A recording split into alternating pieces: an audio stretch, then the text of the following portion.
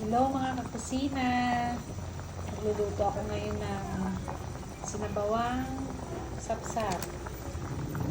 Ayan. Nilagyan ko lang siya na kamatis, sibuyas, siling haba, saka itong palaya, tapos ng sibuyas.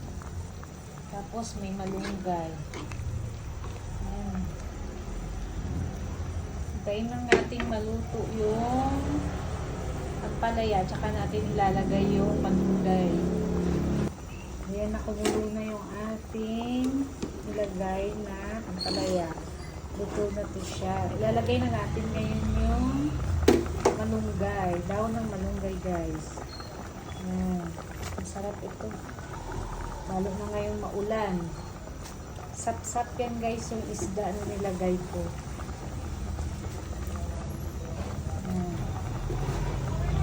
Tapos, hintayin lang natin siyang maluto yung malunggay. Ewan ko anong klaseng sapsap ko, guys. Ganito siya. Yan.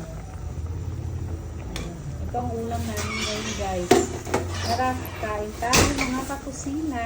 Luto na yung ating ulam.